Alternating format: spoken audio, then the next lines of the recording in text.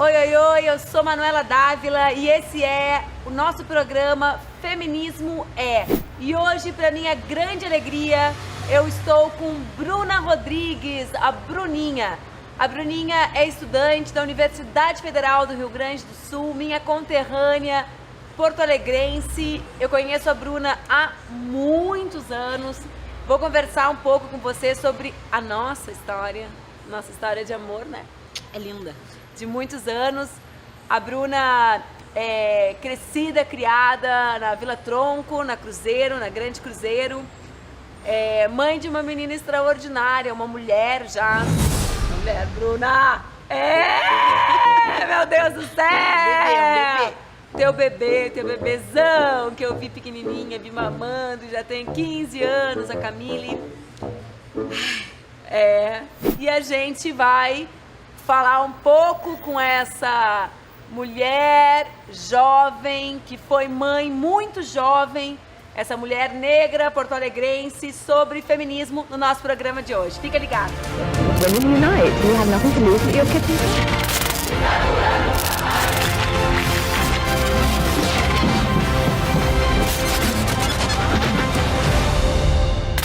Bruna, vamos começar pelo começo. Vamos quebrar o algoritmo junto? A gente já quebrou tanta coisa junto, né?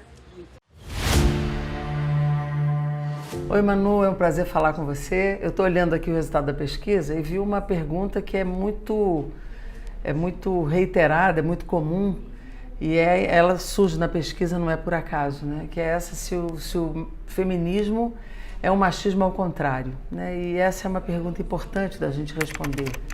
Não, eu digo que não. O feminismo não é machismo ao contrário.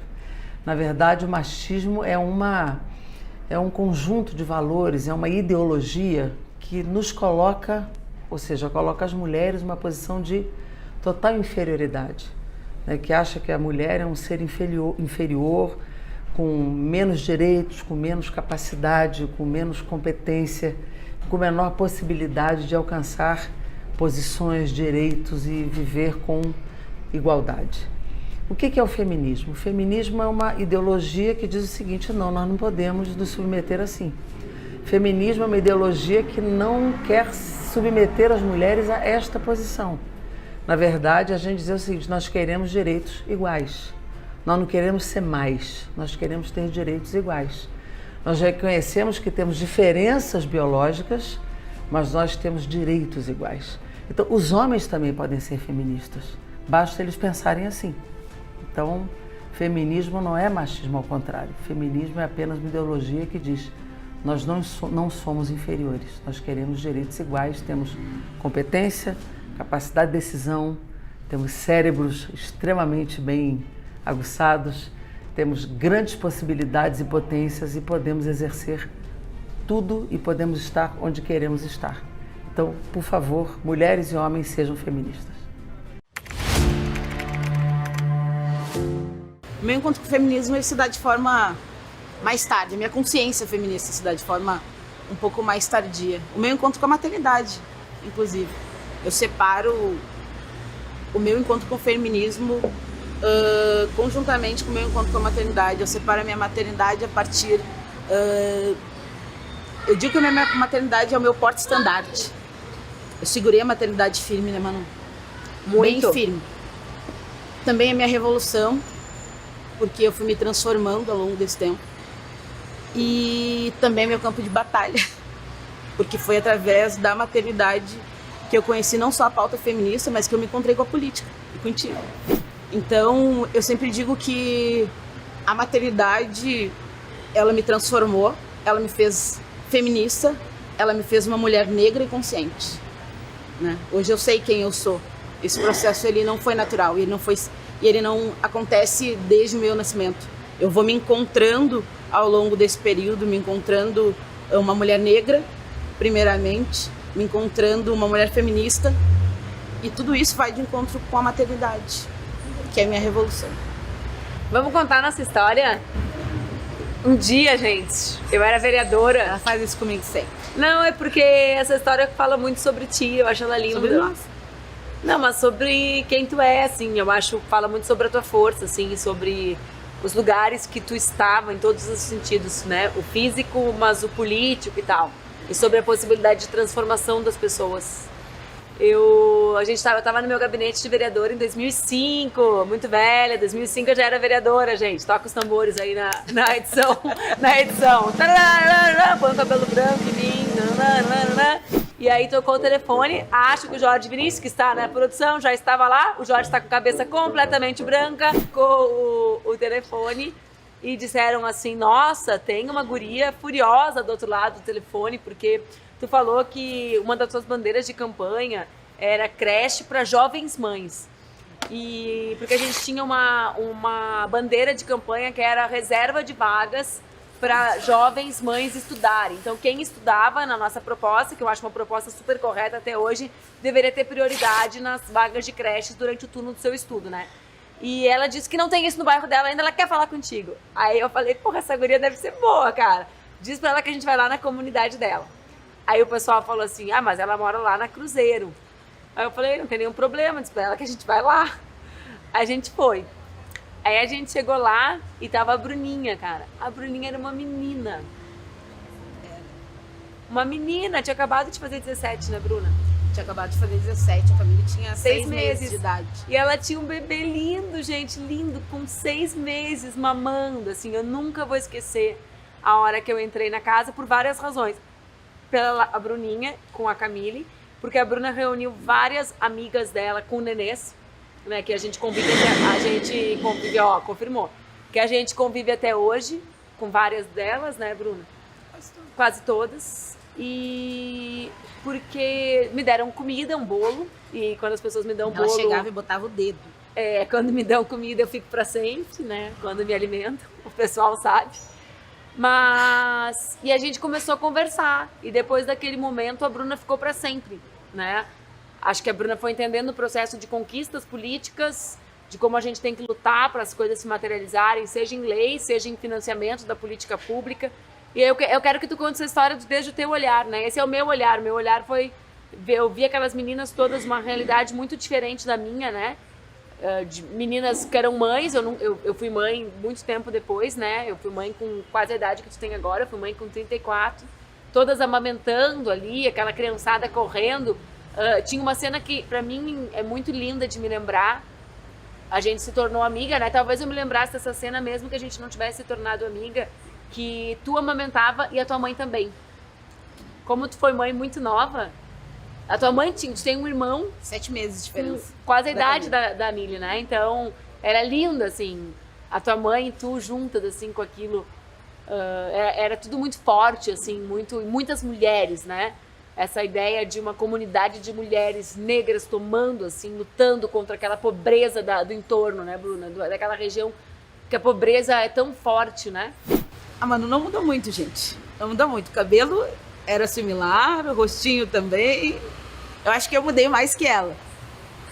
Mas o nosso encontro ele se dá num momento muito difícil. Eu, inclusive, assim, sempre que falo nele, me emociono, porque é um momento onde a gente... eu sou uma jovem, a maternidade, ela é muito presente. E ela, inclusive, eu até hoje digo que a maternidade, ele é o ponto de ascensão das meninas. É onde a gente sai do estágio, daquele estágio de menina, de criança, e a gente passa direto para o estágio mulher. Mulher da conta da família, da conta da filha, e a gente se conhece nesse processo, no meu processo de transição, num cenário de muita violência. A gente se conheceu quando eu recém tinha perdido um amigo muito próximo, e eu me perguntava, me questionava muito, a Manu me conheceu, eu sempre fui uma menina muito rebelde, né? Forte, como são as mulheres da comunidade, né? A gente, exatamente, porque inclusive, a rebeldia tendem a dizer que é uma coisa ruim, é o que nos sustenta, né? É o que nos põe pra frente. A Manu me ajudou a achar o caminho para canalizar a rebeldia, né?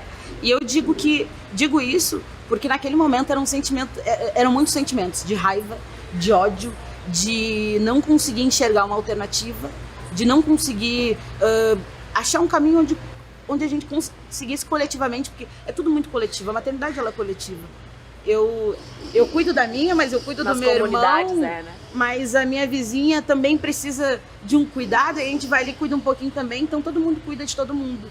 Eu até questiono um pouco da força, porque a força não é algo que seja uma opção, ela é uma necessidade da gente. Nunca me perguntaram se eu queria ser forte ou não, eu sempre precisei ser. Então a gente se conhece num processo, para mim, muito difícil. Eu, inclusive, acho que se nós não tivéssemos nos encontrado naquele momento, eu não sei se eu seria quem eu sou hoje. Porque aquele momento foi o caminho que eu enxerguei. Eu tive a oportunidade, a partir daquele nosso encontro, e a Manu falava, ó, não tem outra alternativa, é a luta. Eu, inclusive, dizia, como assim a luta? O que é essa luta? Porque o que é essa luta que fala? Estamos tentando responder até hoje, né, Bruninha? Não, mas eu acho que a gente delimitou alguns caminhos, a gente tem conquistas, né? Tem muitas. Então, assim, eu me considero, inclusive, fruto dessa política pública. Só uma política pública que deu certo, né? Então, a gente se conhece naquele momento de perda dos amigos, da maternidade, que é o momento em que tu olha pro teu filho e tu diz, o que vai ser agora? Não sou mais só eu. Sabe? Tu agarra aquilo com as duas. Eu falo tinha parado de estudar, né, Bruna? Pra mim é uma coisa muito louca na tua vida. Eu tinha parado de estudar. Meu primeiro emprego foi na Contravipa. Eu limpava os banheiros do postão da Cruzeiro ali. E a tua mãe também limpava? A minha mãe já era gari. Sou filha de garis. Então, porque isso tem a ver com a tua mudança, isso eu quero falar também, porque tem a ver com a possibilidade de mudar uma vida, que é o que tu fez com a tua. E esse era o lugar em que eu me encontrava. E quando tu falava na luta, dizer, o que essa louca tá falando? Luta. O que é a luta? E aí a gente começou a se organizar e teve aquela reunião com várias meninas, porque a maternidade, ela geralmente na comunidade, ela não é isolada.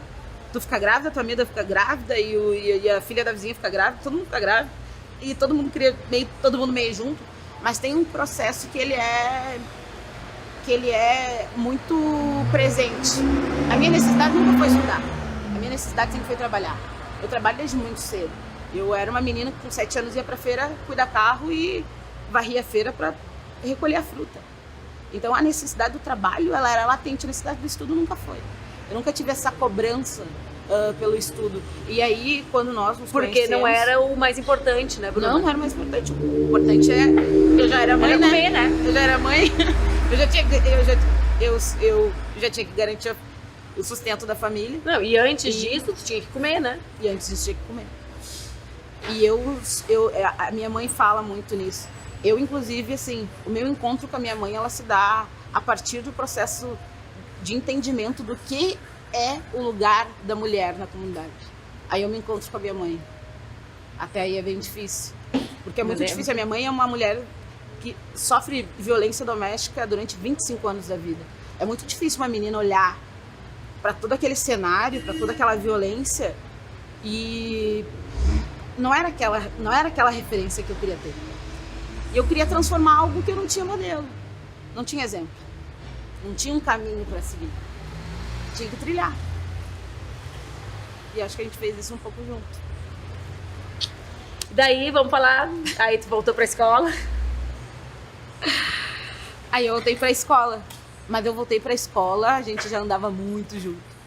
Aí eu já era da UJS. Aí eu conheci, então, a União da Juventude Socialista, que foi onde eu canalizei as energias, onde eu voltei pra escola, e voltei pra escola no sentido de dialogar com muitos jovens como eu, de dizer que tinha uma alternativa, mas lá no fundinho... Mas tu também mudou o JS, né, Bruna? Porque, assim, tu também fez a galera perceber que existia um espaço de escola, que era o espaço da escola da periferia. Exatamente. Eu tinha um conflito muito grande, porque eu participava das reuniões, eu participava das atividades, mas eu voltava pra vila todos os dias. E assim, eram jovens, ambos, mas com papéis completamente distintos. Né? E eu questionava aquele lugar. Eu disse, olha, aquela também é uma juventude. Como é que a gente faz para aproximar aquela juventude? Como é que traz aquela gurizada para cá? Se para mim foi uma mudança, se para mim foi também uma revolução, como é que faz para revolucionar a vida de todo mundo? Que é isso que eu acredito, né? Que a gente pode, através da política, revolucionar a vida de todo mundo. E aí tu foi pra escola, a Camille sem creche.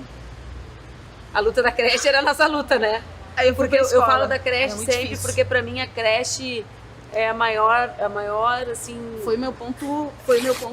Pra mim é o espaço da desigualdade das mulheres mães, sabe? É que se não tem creche... Tem o que pra mulher que é mãe, né? Não existe autonomia econômica, não existe liberdade. Sem creche não existe liberdade. Se eu definisse a ausência da creche, eu definiria que uma mulher sem creche não tem liberdade. E isso, Bruna, que tu era já uma exceção dentro das meninas da comunidade, porque tu tinha um companheiro que dividia a responsabilidade Sim. na criação da Camille. A vida sempre. Sempre. A Camille sempre né? teve pai. Sempre teve Isso não pai, era comum. que é exceção. Não era comum. Né? Eu vim a ter um pai adotivo e que hoje é o amor da minha vida. Por isso que eu acredito, por isso que eu acho que a gente vai falar mais algumas coisas mais adiante, mas esse encontro tem dois momentos, eu acho. Esse encontro com quando eu acesso a creche, que aí a gente vai pra luta, a gente se organiza e aí a gente conquista a vaga na creche e aí eu volto a estudar e eu entendo que aquele espaço é transformador e aí a gente volta pra fazer com que isso também mude a vida das meninas. Eu já era diferente, como tu diz, a Camille sempre teve pai.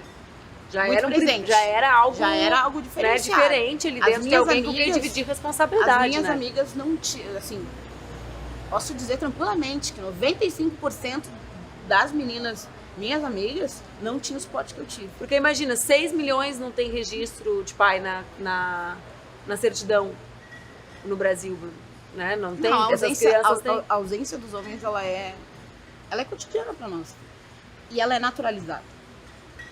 Ela é muito naturalizada. Sempre, e é muito engraçado, porque sempre foi, nas discussões sempre diziam pra mim, tá, mas tu tem o teu marido, que sempre te ajudou. Eu digo sim. De fato, dentro daquele meio, era um privilégio. As outras não tinham. Aí tu voltou pra escola. Voltei pra escola. E aí foi um negócio muito louco. Mas muito difícil. Porque voltar pra escola, depois de ser mãe, tendo que trabalhar o dia inteiro. Eu levei 8 anos para concluir o ensino médio. Porque era aquelas indas e vindas, porque a prioridade nunca é a escola. Sempre é dar conta da filha, sempre é trabalhar, né? Tem uma exigência sobre o trabalho.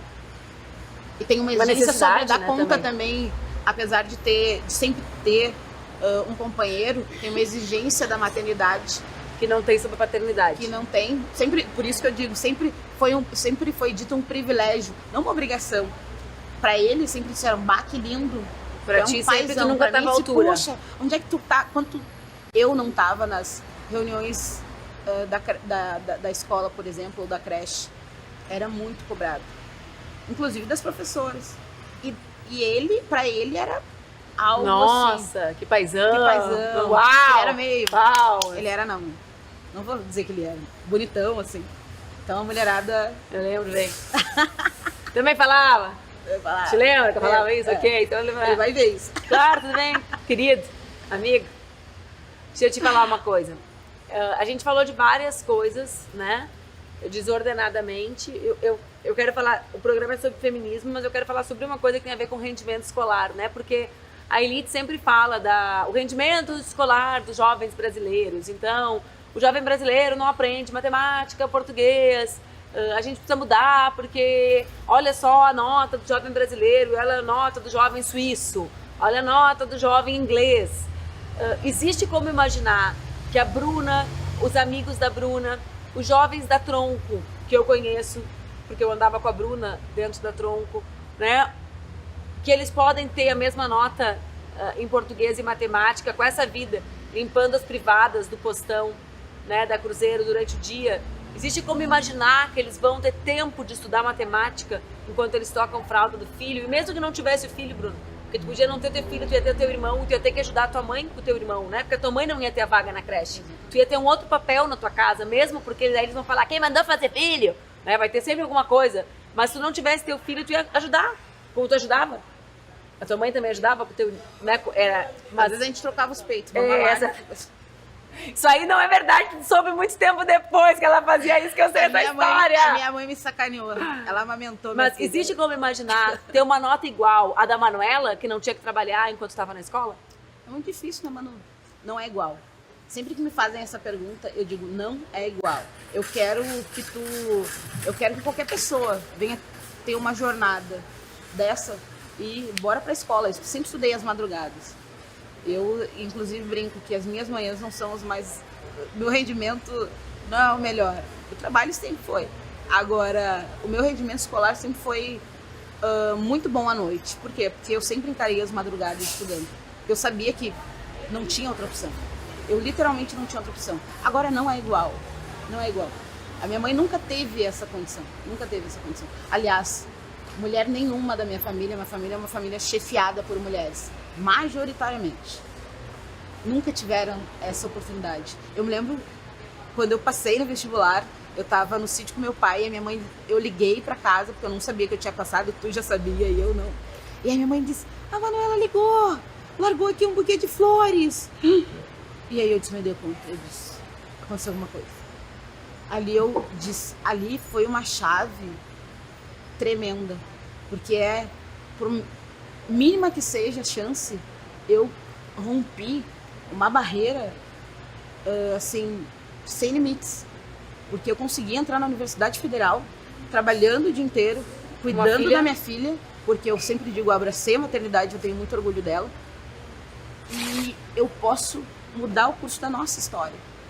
Eu me lembro que quando eu perguntava para minhas priminhas o que elas queriam ser, elas sempre disseram que elas queriam ser faxineiras. Eu não tenho problema nenhum com faxineira, porque eu iniciei a vida sendo faxineira. Minha mãe é até hoje, minhas tias todas são faxineiras. Mas eu acho que eu aprendi que a gente pode sim sonhar com outras alternativas. E eu sonhei e conquistei. E hoje, eu fiz essa mesma pergunta recentemente para elas. E é um negócio tão bonito, porque agora tem modelo, agora dá pra seguir, sabe? É bacana. Eu sempre falo, né? Falei isso pro Haddad um dia, talvez seja a coisa mais louca, assim, que eu tenha mudado na minha vida. Eu sempre achei que eu fazia política para as pessoas realizarem os sonhos delas, sabe? Porque, no fundo, o que a gente quer é que as pessoas sejam felizes, né? E isso é realizar o sonho. Mas aí, quando eu vi a política de cotas e o ProUni, eu me dei conta que a gente estava fazendo uma coisa muito mais louca, que era permitindo que as pessoas tivessem um sonho que não era o delas. Entendeu? Que lugar nunca foi nosso. Que não era um sonho que as pessoas se permitiam sequer sonhar, ou seja, era muito mais louco, porque a ideia de que estar na universidade era realizar um sonho era uma ideia minha, porque esse era o meu sonho, de quem a vida inteira pôde ter esse sonho.